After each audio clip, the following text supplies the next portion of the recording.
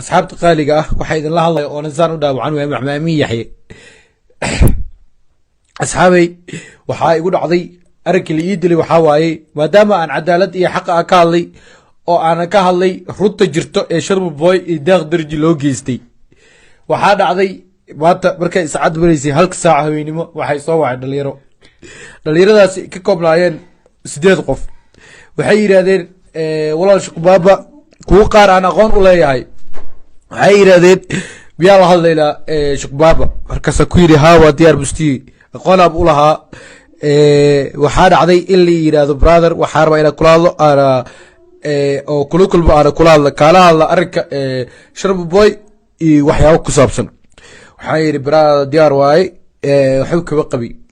waxaa dhacday dhalinyartii inaan u tago markaan u tago inay gaari i gashtaan oo yiraahdaan brother inta ku soo wada hadlayna eelabot waxay anigoo baabuurka ku sii jiro waxaa liigu kor wacay dhig la yiraahdo axbarshiid markii liigu wacay waxay yiraahdeen intee joogtaa waa ku imaanayna anigu waxaa siri haddii aad gabatid ama haddii aad cabsi aad isgelisid waxaad iska dhigaysaa qof dambiile ah ha iska dhigin qof dambiile ah maadaama aad dambi lahayn because axbarshiid wuxuu howshiisa ay tahay inuu dilo ragga tuugada ah ragga wax dhaco ragga toorada wato iyo ragga biskoolada wato aniga intaasi kama saabsani mana ku jiri waxaa la ii soo kaashtay dhalinyartii markaas markay wada hadal bilaabeen oo meesha agaaribe la dhaho Jam Street Alxayaat dhalinyartii waxay bilaabeen in haraantin la igu qabto mid ka mid ah wajiga uu iga haraantiyo markaan kacay aan u gegsan waayay aan gacan u qaaday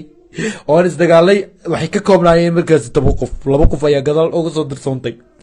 kadib waa la iskiigu kaytay dooriyaa leela soo baxay toori markii leela soo baxay aniga markii waxaan waa istaagay oo waan isdajiyay waa la iskiigu kaytay markaan arkay in gacaqaad badan la igu sameeyaayo waxaan bilaabay inaan iska dhiciyo sidii secretary waxay tiri brother waa dhibatay intaan la dhimanin ka hore geestirimo u dhimo gacan ayaan u qaaday markaan gacan u qaaday waa la iga badiyay maadaama la iga badnaa waxaan noqday geesi garab waayay oo mataqaanayo weel iska saari waayay kadib waxaa dhacday in oo mataqaana baabuurka markay gistaan ayagoo hanjabaad iyo wax walba wadaan iyo irbaaxshi iyo gacan qaad wax walba waxaa dhacday inay dhahaan yar la yiraahdo cadaan model iyo inta ma jeerteelaaba dhan waxaa balan waa inaan meel saaro oo magaalkiisa nabad ku noolaanin waxay yiraahdeen adigoo laba jeerteen ahayn waxaad ma jeerteen oo daba dhaqlaynaysid waxaa tahay daba dhilf ma jeerteen waxay ahaayeen dad awooyaasheena xirxiray dad awooyaasheena gumaaday iyo gacqaad fara badan dhalinyartaasi dhammaan waxay ka koobnaayeen dhalinyaro ogaadeena way soo kaxeeyeen waxaa la ii geeyey ninka axbarshiid ahaa markii axbarshiid la ii geeyey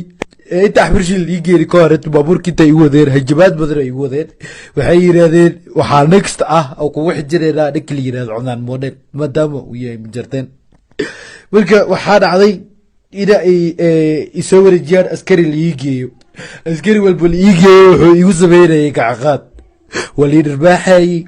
waa lii feerayey kadib waxaa dhacday in la ii warwareejiyo kadib in la ii geeyo ninkii ahaa axbarshiid markii la ii geeyey wuxuu yiri wuu ka naaxay wejigayga iyo dhaawacay saaran wuxuu yiri anigii raalli kama ihi waxay soo wacday maamada hooyada laakiin raalli kama iyo wax lagugu sameeyey waxaa weydiiyey haddii aad raalli ka ahayn waxaa kugu kalifay inaad mataqaanaayo aad ii soo adeegsatid dhalinyartaasi adigoo awood u laha inaad ii imaadid oo aad ila hadashid wuxuu yiri waa ka xumaayay waxaa u malaynaya inay ii keenayeen dhalinyartaani waa dhalinyaro oo ahaa jiri super power waa dhalinyaro oo mataqaanaa intii la laayay kasoo xirtay waxaana la laayay ay ahayd darta qabiil darteeda waxay yihiin dhalinyaro maanta ku jooga magaalada xoog iyo gumaad iyo mataqaanaa qawac dhalinyartaasi waxay ii sheegteen awood xad dhaaf ah awooddaasi oo ahayd inay yihiin ogaadeen magaalkani ogaadeen ka taliyaan ani ahay daba dhilif ma jarteen maadaama aan gabar ma jarteen wax la sameynaayo aan wax la jilaayo aan muuqaal la duubaayo marka waxaa dhacday in ay yidhaahdeen sharma boy iyo waxyaabaha ku xilisay inay igu soo ogaan ama ay dhahaan toori ayaad wadataa toori ayaad igu dishay ninka waxaa dhacday kadib inay dhahaan toori ayaad dadka ku dishaay ama toori ayaad wadataa waxay yidhaahdeen calaamodel iyo dhalinyaro oo asaga dabaraacsan haddii nabad ku noolaadaa magaalkan anaga rag marihin waxaa dhacday in axmed rashiidkii uu idhaho waa ka xumaay waxyaabaha falkufooshu lagugu dhibay markii la idhaawacay lai jugeeyey wejigayga dhaawaca lai saaray waxba iima taraysa raalloqo waxbana iima tarayso wax la iigu sameeyey ragga dhaayo iyo dumarka dhaayo sharma boy wuxuu waxaan u samaynayaa views darteeda wuxuu waxaan u samaynayaa in uu mataqaanaayo oo qabiil iyo waxaas diriyo aniga waxaa la ii dhaawacay waa su-aal aniga ma baqaay waxaa ballan qaadayaa waxaa ilaahay hortiisa ku dhaaranayaa haddii aan wax la ii dilin inaan gacanteeda wax ku dilanayo haddii aan samaynina hooyaday xakiimo aadan faarax oo siday igu soo korisaan aqoon u leeyahay ayay ka sinaystaa haddii aanan maanta aarsanin daawadayaasheeda qeybaha qadirinta mudan dhibaatadaani waxay ii soo martay oo lala iigu soo wajahay darteeda xaqa aan ka hadlay anigana marnaba kama leexanayo inaan ka hadlo xaqa iyo cadaaladda mana ka baqaay mana ka gabanaay xabada haddii oo mataqaana igu taalo 20 xabo la igu tiriyo waxaan u dhimanayaa xaqa waxaan u dhimanayaa cadaaladda marka asxaabay dhalinyarta kaleeto loo soo socdo waxaan u leeyahay waxaan leeyahay ayagoona hadlin ayaa loo socdaa is ilaaliya cadaalad mataqaanaaye cadaaladna waa u baahanahay soomaaliya haddii aan xishmad iyo mataqaanaaye wax walba aad iga haysid aan hal maalin kaa qosliyey aan hal maalin kaa farxiyey tookada waa tookadeeda aad iga farxiyeen inaad iga farxisid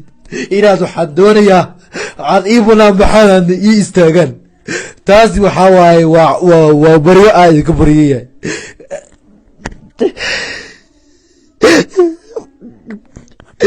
waxaa ballan qaadayaa inta waxa igu soo gaarsiiyey dhaawac inta i gaarsiiyey haddii aana ka aarsanin waxaan isku bedelanayaa naag naasa leh waxaana mataqaanaa ilaahay hortiisa aan ku dhaaranaya haddii aan ka aarsan waayo ilaahay inuu cadaabo jahannama salkeeda imari ilaahu cadaabo jahannama salkeeda imari haddii aan aarsan waayo aad iyo aada umaasan tahay